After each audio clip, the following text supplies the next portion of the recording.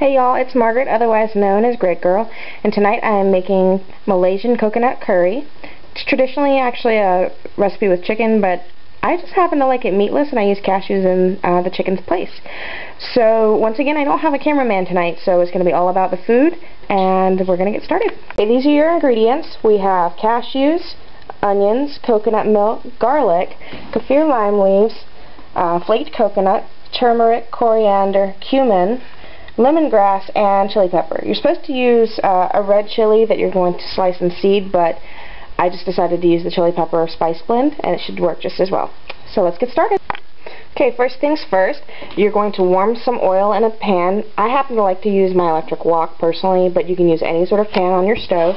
And then once the oil is warm, you're going to add your onion that you've sliced, which is 2 onions, and you're going to cook them in the oil until they're nice and soft. Alright, now that our onions have simmered their way to being nice and soft and that gorgeous brown caramelized color, we're going to add some ingredients.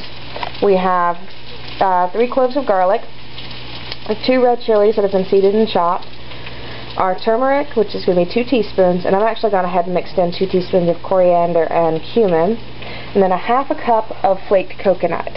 We're going to go ahead and add that, stir it together, and simmer it for 30 seconds to a minute. Okay, so this has been simmering about 60 seconds, and now I'm going to add the rest of my ingredients. It's going to be 2 cups of coconut milk, and I'm just going to use 2 cans. 8 curry leaves, but since curry leaves are not available in my area, I'm using the kaffir leaves.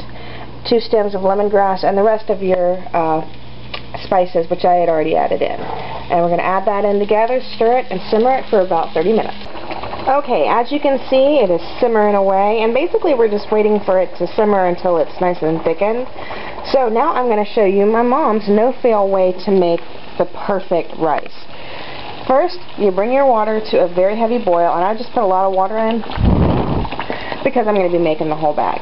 So bring it to a heavy rolling boil, add your rice. Stir the rice so it doesn't stick to the bottom until it comes back to a boil, and then boil it for 12 minutes. Alright, so we're down to like the last 30 seconds of the rice boiling, so it's been 12 minutes. What we're going to do is when that buzzer goes off, we're going to take the rice, bring it over here to the sink, and drain it out into the colander. Once it's in the colander, you're going to spray it with cold water until it's cold all the way through. This actually stops the cooking process.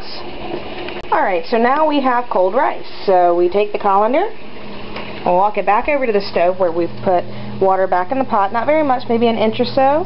I've turned the eye back onto high, place the colander with the rice in it on the eye, and cover it with a lid.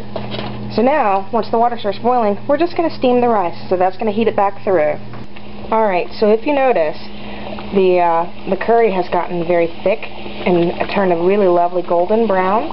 It's just about ready, so once our rice is completely heated through on the stove, it'll be ready to serve. Okay, so now we have our perfectly steamed and cooked rice. Good thing about this is if I don't eat it all, I can actually freeze it and use it later. Then we have our coconut curry, which is just delicious and smells amazing. And here's the combination. I have rice on the bottom with the curry over the top, and this is where the cashews came in. I chopped them up and sprinkled them over the top, enjoying it all with a beer. Well, I hope you guys enjoy it for years to come, and try it often. Good night.